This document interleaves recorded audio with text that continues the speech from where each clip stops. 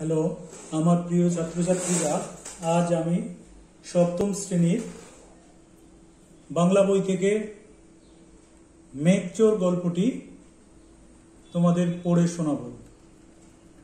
মেঘচোর গল্পের লেখক সুনীল গঙ্গোপাধ্যায়। পুরন্দর চৌধুরী চোখ থেকে কালো চশমাটা খুলে ফেলে বললেন, অসীমা, এবার আমি তোমাকে এমন একটা দৃশ্য দেখাবো যা তোমার আগে পৃথিবীতে কেউ কখনো দেখেনি। এরকম দৃশ্য কেউ কল্পনাও করেনি। ছোট একটা রকেট আকাশের এক জায়গায় গোল হয়ে পাক খাচ্ছে। কম্পিউটারকে নির্দেশ দেওয়া হয়েছে, কম্পিউটার এই রকেটটাকে ঘোরাচ্ছে। দুটি মাত্র আসন, পাশাপাশি বসে আছেন পুরন্দর ও অসীমা। পুরন্দরের মুখখানা ফর্সা ও একেবারে গোল, প্রায় চাঁদের মতন। তার চোখের মণি দুটো নীল। তার বয়স 50-এর কাছাকাছি। বৃষ্টিবিজ্ঞানী হিসেবে সারা পৃথিবীতে তার নাম। সাহারা মরুভূমিতে এক মাসে 100 ইঞ্চি বৃষ্টিপাত ঘটিয়ে তিনি সাংঘাতিক কাণ্ড করেছেন। এজন্য তার প্রশংসা যত হয়েছে, নিন্দেও হয়েছে প্রায় ততটাই। হ্যাঁ, এটা একটু আগে বলে নিই, এটি একটি কল্পবিজ্ঞান। কল্পবিজ্ঞান অর্থাৎ কল্পনা করা, আদৌ সত্য নয়। মেঘটাকে এক জায়গা থেকে আরেক জায়গায় নিয়ে যাওয়া, যদিও বর্তমানে সবকিছুই হচ্ছে, কিন্তু এখানে এটা একটা কল্পবিজ্ঞান, কল্পনা করা হয়েছে। আচ্ছা, মেঘ থেকে ইচ্ছে মতন বৃষ্টিপাত ঘটানো এখন আর নতুন কিছু ব্যাপার নয়। কিন্তু তিনি অন্য দেশ থেকে মেঘ তাড়িয়ে এনে সাহারায় বৃষ্টি ঝরিয়েছেন। সেই দেশে এবার বৃষ্টি কম হবে। একে মেঘ চুরি বলা যায়। একে মেঘ চুরি বলা যায়। রাষ্ট্রসংঘের অনেকগুলো দেশ দাবি তুলেছে যে মেঘ চুরি আইন করে বদলানো দরকার। রাষ্ট্রসংঘ, তোমরা অনেক ছোট, হ্যাঁ, এটা হচ্ছে বিশ্বের শান্তি বজায় রাখার জন্য একটা সংস্থা। পরবর্তী ক্লাসে ইতিহাসে পড়বে, রাষ্ট্রবিজ্ঞানে পড়বে এগুলো। অসীমার বয়স 27। আমেরিকার হার্ভার্ড বিশ্ববিদ্যালয়ে সে ইতিহাস নিয়ে গবেষণা করে। পুরন্দর চৌধুরী বোস্টন শহরে আবহাওয়ার বিষয়ে একটি আলোচনায় যোগ দিতে এসেছিলেন। এখানে প্রশ্ন আসতে পারে যে অসীমার বয়স কত? তার বয়স 27 বছর। কোথায় পড়াশোনা করে? হার্ভার্ড বিশ্ববিদ্যালয়ে, আমেরিকার হার্ভার্ড বিশ্ববিদ্যালয়। কি নিয়ে পড়াশোনা করে? না, ইতিহাস বিষয় নিয়ে। পুরন্দর চৌধুরী কোন শহরে এসেছিলেন? বোস্টন শহরে। কিসের জন্য? একটা আবহাওয়া বিষয় আলোচনায় যোগ দিতে। এরকম নানান প্রশ্ন আসতে পারে। সেখানে অসীমার সঙ্গে তার হঠাৎ আলাপ হয়। অসীমা নিজেই পুরন্দর চৌধুরীর সঙ্গে আলাপ করতে এসেছিল। সেই আলোচনা সভায় কার্পভ নামে একজন বিজ্ঞানী পুরন্দরকে মেঘচোর বলে গালাগাল দেওয়ায় তিনি এমন উত্তেজিত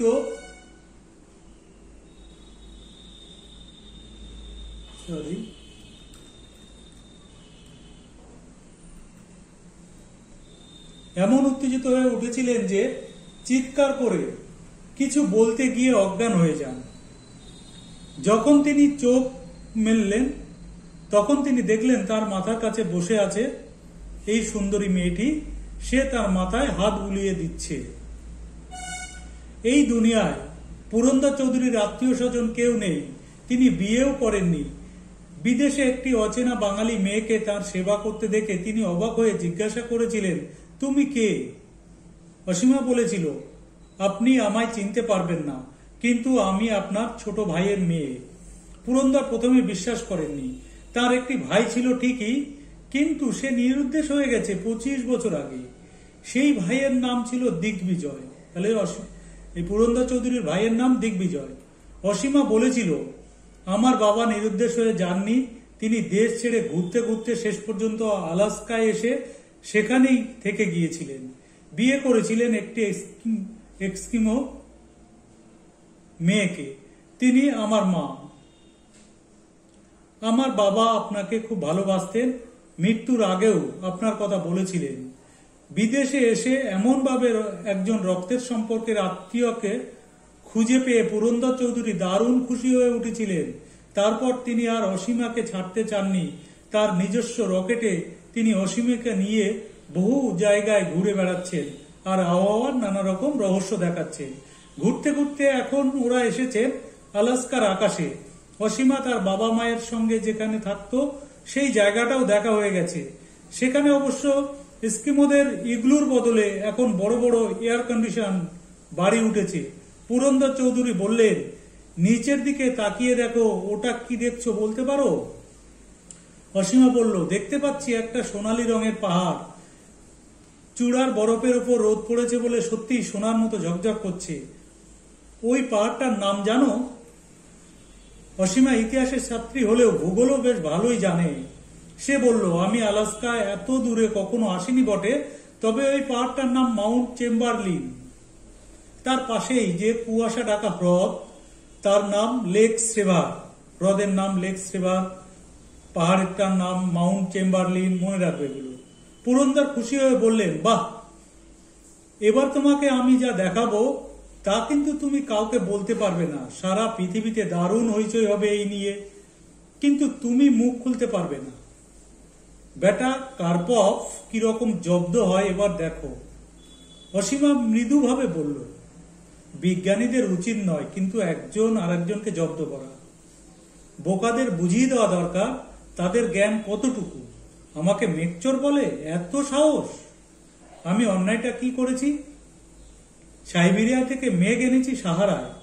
সাইবেরিয়ার অত বরফ, সেখানে বৃষ্টি না হলে ক্ষতি কি আছে? অসীমা বলল, কিন্তু একবার এরকম শুরু করলে তারপর যদি যে কোনো দেশ থেকে অন্য দেশের মেঘ চুরি করতে শুরু করে, তখন সে দেশের মানুষের কি অবস্থা হবে? আমি পৃথিবীর মানুষকে আর একটা জিনিস শিখিয়ে দিয়ে যাব, যাতে ওরকম মেঘ চুরি হলেও কোনো ক্ষতি হবে না। যাকগে সে কথা পরে। তুমি তো ইতিহাসের ছাত্রী। পৃথিবীতে শেষ তুষার যুগ কবে এসেছিল জানো? এটা ঠিক ইতিহাসের বিষয় নয়, প্রাগৈতিহাসিক ব্যাপার। তবু আমি এটা জানি। শেষ হিমযুগ শেষ হয়েছিল 13,000 বছর আগে। এটা দাগ দিয়ে রাখবে। ঠিক বলেছ। এই লেক স্ট্রেভার তৈরি হয়েছিল সেই সময়ে। মাউন্ট চেম্বারলিনের বরফ গলা জল এই লেকে এসে জমে। আবার সেই জল বাষ্প হয়ে উড়ে গিয়ে মাউন্ট চেম্বারলিনের চূড়ায় গিয়ে আবার বরফ হয়ে যায়। এই সাইকেল চলছে, মানে এই ঘূর্ণন চলছে। যেমন সমুদ্রের জল মেঘ হয়ে উড়ে যায়, আবার মেঘ থেকে বৃষ্টি হয়ে সমুদ্র ভরাট হয়। ওটা তো স্কুলের ছেলে মেয়েদের মতন হলো। আসল বৃষ্টির হিসাবটা তোমাকে সংক্ষেপে বুঝিয়ে দিচ্ছি। সারা বছর পৃথিবী থেকে কত জল বাষ্প হয়ে মেঘ হয়ে উড়ে যায় জানো? 95,000 কিউবিক মাইল। তার মধ্যে 80,000 কিউবিক মাইল যায় সমুদ্র থেকে, আবার ঠিক 80,000 কিউবিক মাইল বৃষ্টি হয়ে সমুদ্রে ফিরে আসে। আর মাত্র 15,000 কিউবিক মাইল বৃষ্টি নিয়ে পৃথিবীর এত মানুষ, জীবজন্তু, গাছপালা সব বেঁচে আছে। প্রকৃতির হলো এটাই নিখুঁত হিসেব। কিন্তু এবার মানুষের সংখ্যা দিন দিন বেড়ে যাচ্ছে, সুতরাং মানুষের জন্য বেশি বৃষ্টি দরকার। আপনি এখানে আমাকে কি দেখাবেন বলেছিলেন? হ্যাঁ, এই যে নিচে দেখছো লেক স্ট্রেভার, এখানে একটা মজার ব্যাপার ঘটেছে। এখানে যতখানি জল বাষ্প হয়ে উড়ে যাচ্ছে, ঠিক ততখানি বৃষ্টি হয়ে ফিরে আসছে না, কিছুটা কম ফিরে আসছে। অর্থাৎ হ্রদটা একটু একটু করে শুকোচ্ছে। আমি হিসেব করে রেখেছি এই হ্রদটা পুরোপুরি শুকোতে আরো 10,000 বছর লাগবে। আপনি কি করে জানলেন ঠিক 10,000 বছর লাগবে? অঙ্কের হিসেব। তুমি এই পৃথিবীর যে কোনো পাহাড়, নদী, পুকুর, খাল, বিলের কাছে আমায় নিয়ে যাও, আমি অঙ্ক কষে বলে দেব সেখান থেকে কত জল বাষ্প হচ্ছে আর কত জল বৃষ্টি হয়ে ফিরে আসছে। এই অঙ্ক আমার চেয়ে ভালো আর কেউ জানে না।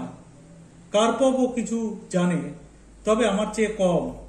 আমি তো ইতিহাস পড়ি, অঙ্ক আমার মাথায় ঢোকে না। ইতিহাসেও তো অঙ্ক লাগে, অবশ্য সাধারণ যোগ বিয়োগ। আচ্ছা ইতিহাসের ছাত্রী, তুমি আটলান্টিস নামে লুপ্ত সভ্যতার কথা জানো? সেটা কোথায় ছিল বলো তো? এটাও কিন্তু ইতিহাসের বিষয় নয়। আটলান্টিসের ব্যাপারটা গ্রিক লেখকদের জল্পনা কল্পনা। অনেক জায়গায় খোঁজাখুঁজি হয়েছে, এখনো কোথাও তার সন্ধান পাওয়া যায়নি ঠিকঠাক।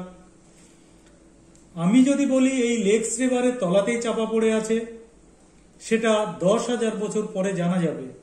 পুরন্দর চৌধুরী হা করে হেসে উঠলেন। ছোট্ট একটা মশলার কৌটো খুলে একটা লবঙ্গ খেয়ে বললেন, তুমি একটা নেবে নাকি? অসীমা একটা লবঙ্গ নিল। পুরন্দর চৌধুরী বললেন, তুমি আর আমি কেউ তো 10,000 বছর বাঁচবো না। ততদিনে পৃথিবীতে মানুষই থাকবে কিনা সন্দেহ। 10,000 বছর তো দূরের কথা, আমি 10 বছরও অপেক্ষা করতে রাজি নই। অসীমা চোখ বড় বড় করে বলল, তাহলে কি আপনি এই লেকটা খুঁজে দেখতে চান? এর তো প্রায় সবটাই বরফে ঢাকা। পুরন্দর মাথা নেড়ে বললেন, খোঁড়াখুড়ি তো আমাদের কাজ। আমি জল নিয়ে কারবার করি, জল কি খুঁড়তে হয়? এই যে এত বড় একটা লেক পড়ে আছে, এখানে একটা অপ্রয়োজনীয়, তাই না? কোনো মানুষ এখানে আসে না। 10,000 বছর ধরে লেকটা নিজে নিজে শুকুতোই। অতদিন অপেক্ষা না করে এখনই এটাকে শুকিয়ে ফেললে কেমন হয়? এত বড় লেকটা শুকোবেন কি করে? সেই জল ফেলবেন কোথায়? মেঘ করে ছড়িয়ে দেব, সেই মেঘ কার্পবের দেশে পাঠিয়ে দেব। ও খুব মেঘ মেঘ বলে চেঁচামেচি করছিল যে এই বিশাল হ্রদের জল যদি মেঘ হয়ে যায়, সেই মেঘ থেকে অন্য জায়গায় বৃষ্টি হবে। একসঙ্গে হঠাৎ বৃষ্টি বেড়ে গেলে পৃথিবীর দারুণ কোনো ক্ষতি হয়ে যাবে না তো? কি আর হবে, সাইবেরিয়ায় বড় জোর 1 ইঞ্চি বেশি বরফ জমবে। অসীমা হেসে ফেলে বলল, আপনি আমার সঙ্গে ঠাট্টা করছেন? এত বড় লেক কি শুকিয়ে ফেলা যায়? পুরন্দর বললেন, বড় বড় বৈজ্ঞানিক আবিষ্কার যখন প্রথম হয় তখন সবাই অবিশ্বাস করে। তোমাকে আরেকটি ছোট্ট ঘটনা বলি। ঘটনা ছোট, কিন্তু তার ফলটা হয়েছিল বিরাট। 10 লক্ষ বছরেরও বেশি আগে এই পৃথিবীর উত্তাপ হঠাৎ একটু কমে গিয়েছিল। এরকম হয়, পৃথিবীর উত্তাপ মাঝে মাঝে কমে বাড়ে। মাঝে মাঝে এই ধরো 10-15 হাজার বছর পরে, আমি যেবারের কথা বলছি, সেবারে পৃথিবীর উত্তাপ কমেছিল মাত্র 3 থেকে 4 ডিগ্রি ফারেনহাইট। সেলসিয়াসের হিসেবে খুব বেশি হলে 2.2, অতি সামান্য। তাতেই গোটা উত্তর আমেরিকাটা বরফে ঢেকে গিয়েছিল। কোথাও কোথাও বরফ জমে গিয়েছিল 1000 ফিট উঁচু। তোমার বিশ্বাস হচ্ছে না? এটা কিন্তু প্রমাণিত সত্য। অসীমা বলল, আপনার কথা অবিশ্বাস করব কেন? আমি ভাবছিলাম আপনি আমাকে ছেলে মানুষ ভেবে ঠাট্টা করছেন। না, এসব ঠাট্টার ব্যাপার নয়।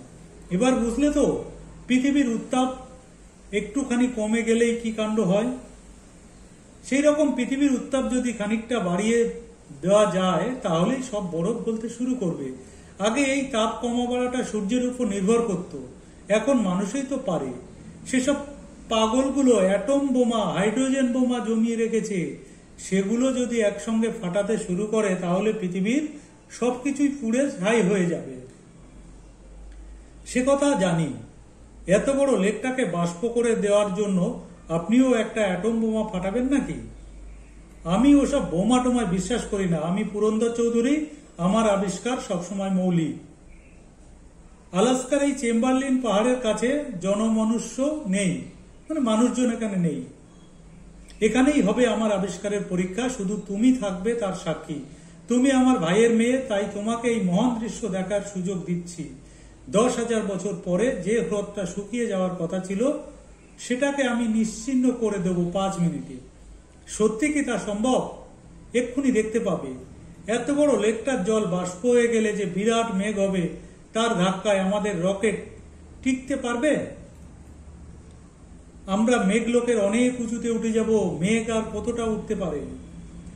তারপর এত বড় মেঘকে আপনি সাইবেরিয়ায় পাঠাবেন? সবটা নাও পাঠাতে পারি, কিছু কিছু বিক্রিও করতে পারি। সেসব দেশে বৃষ্টি কম, তাদের কয়েক টুকরো দেওয়া যেতে পারে। ততদিন আপনি এই মেঘ জমিয়ে রাখবেন কোথায়? উড়িয়ে নিয়ে বেড়াবো। এক দেশ থেকে আর এক দেশে উড়ে যাবে। যে কোনো দেশের উপর দিয়েই মেঘ উড়ে যাওয়া তো বেআইনি নয়। কিন্তু এই মেঘের সঙ্গে অন্য দেশের মেঘ উড়ে যেতে পারে না। তা পারে অবশ্য। জানো অসীমা, এত বড় একটা জল ভরা মেঘ যদি আমাদের অধিকারে থাকে, তাহলে সেই মেঘখানাকে উড়িয়ে উড়িয়ে আমরা পৃথিবীর সব মেঘ একসঙ্গে জুড়ে নিতে পারি।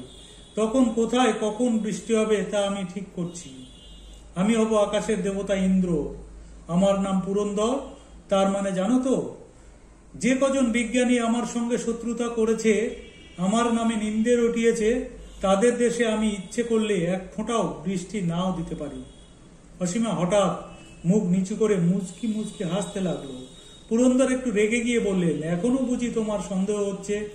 অসীমা বলল, না তা নয়, আপনি 95,000 কিউবিক মাইল আয়তনের এক বিশাল মেঘ নিয়ে আকাশে আকাশে ফেরিওয়ালার মতো ঘুরছেন, আর সবকটা দেশের প্রেসিডেন্ট বা প্রধানমন্ত্রীকে জিজ্ঞাসা করছেন বৃষ্টি নেবে, বৃষ্টি নেবে। এটা ভাবতে কিরকম মজা লাগছে। পুরন্দর বললেন, তুমি ঠিকই বলেছ, এটা মজারই ব্যাপার। আমি সত্যি সত্যি অবশ্য সেরকম কিছু করব না। আমি তো মেঘের ব্যবসাদার নই, মানুষের ক্ষতি করতেও চাই না। শুধু এই কার্পভ আমাকে মেঘচোর বলেছে, ওর দেশে আমি এই প্রকাণ্ড মেঘটা পাঠিয়ে দিয়ে বলবো, এই নাও ধার শোধ। সাইবেরিয়ার কয়েক ইঞ্চি বরফ বেড়ে যাবে, অসীমা বলল। কিন্তু সাইবেরিয়ায় যাওয়ার আগেই যদি এই মেঘ কোথাও ভেঙে পড়ে, কোনো দেশকে ভাসিয়ে দেয়? পুরন্দর বললেন, সেরকম একটু ঝুঁকি আছে ঠিকই। কৃত্রিমভাবে তৈরি এই মেঘের চরিত্র কি হবে তা বলা যায় না, তবে নতুন বৈজ্ঞানিক পরীক্ষার সময় এরকম একটা ঝুঁকি নিতেই হয়। অবশ্য আমার যতদূর ধারণা, আমি মেঘটাকে ঠিক চালিয়ে নিয়ে যেতে পারবো। মনে করুন, সাইবেরিয়ার দিকে না গিয়ে এই মেঘটা আপনার দেশ কলকাতার আকাশের উপর ভেঙে পড়ল, তাহলে সেই শহরটার অবস্থা কি হবে? এরকম জলভরা টলটলে মেঘ হঠাৎ ভেঙে পড়লে কলকাতার অর্ধেক বাড়ি ভেঙে গুঁড়ো হয়ে যাবে। কিন্তু সেরকম অবস্থা আমি হতেই দেব না। মেঘটা এদিক ওদিক গেলেই আমি ফাটিয়ে দেব কোনো নির্জন জায়গায়। এবারে তিনি নিচু হয়ে তার বসবার জায়গা তলা থেকে একটি ফাইবার গ্লাসের বাক্স বার করলেন। সেই বাক্সের মধ্যে ফুটবলের সাইজের একটা ধাতুর বল। সেই বলটা হাতে নিয়ে তিনি বললেন, এটা দেখছো অসীমা? এটা আমার নিজের তৈরি। মার্কারির সঙ্গে আরো 11টি ধাতু মিশিয়ে তৈরি হয়েছে এই নতুন অ্যালয়। এটা দাগ দেবে। এর গুণ হচ্ছে জলের ছোঁয়া লাগলেই এটা গরম হতে শুরু করে। তারপর উত্তাপ এমন বাড়বে যে তুমি কল্পনাও করতে পারবে না। দেখো, বাতাসে যে জলকণা আছে তাতেই এটা গরম হতে শুরু করেছে। সেই জন্যই এটাকে এয়ার টাইট অবস্থায় রাখতে হয়। অসীমা হাত দিয়ে দেখলো সত্যিই বলটা বেশ গরম। পুরন্দর বললেন, আমার হিসেব অনুযায়ী জলের মধ্যে মেশবার পর 5 মিনিটে এর উত্তাপ এত বাড়বে যে গোটা লেকটারই বরফ গলে গিয়ে বাষ্প হয়ে যাবে। তারপর আমরা দেখব ওর তলায় আটলান্টিস আছে কিনা। দুরকম আবিষ্কারই হবে, কি বলো? অসীমা জিজ্ঞেস করলো, আমরা মেঘ লোকের উপর উঠে গেলে মেঘের তলায় কি আছে তা দেখব কি করে? দেখতে পেলে তো হলো। আপনার এই গোল ধাতুটা কি একবার গরম হয়েই নষ্ট হয়ে যাবে? না না না, এর ধ্বংস নেই। এটা যতবার ইচ্ছা ব্যবহার করা যাবে। সব জল শুকিয়ে গেলে এটা আস্তে আস্তে আবার ঠান্ডা হতে শুরু করবে। এইবার তাহলে শুরু হোক।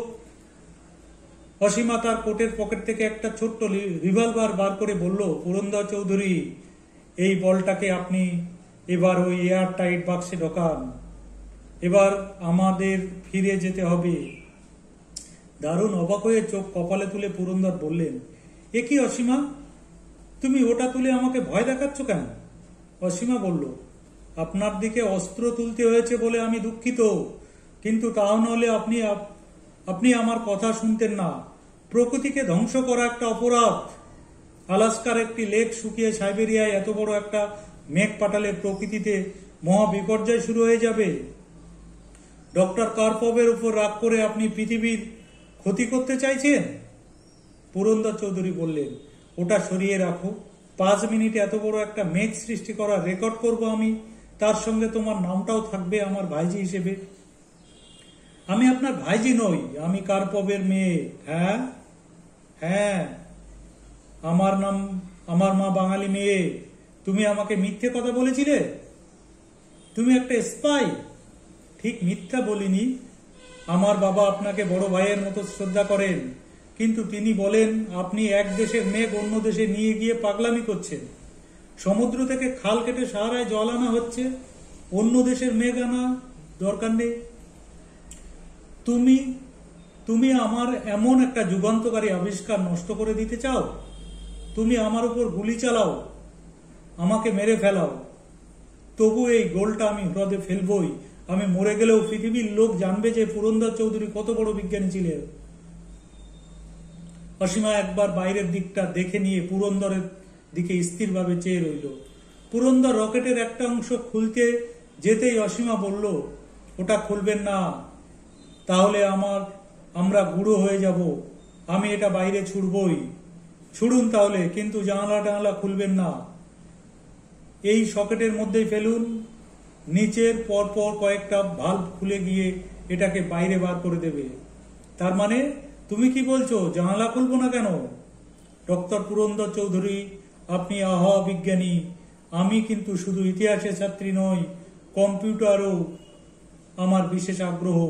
আগে থেকে প্রোগ্রাম করে রেখেছিলাম। কম্পিউটার এখন রকেটটাকে বায়ুমণ্ডল ছাড়িয়ে পৃথিবীর অনেক উপরে নিয়ে এসেছে। লেকটাকে কি আর দেখতে পাচ্ছেন? এখান থেকে আপনার বলটা ছুড়লেও লেগে পড়বে না। বলটা আস্তে আস্তে ঠান্ডা হয়ে আসছে না? পুরন্দরের মুখটা হাঁ হয়ে গেল।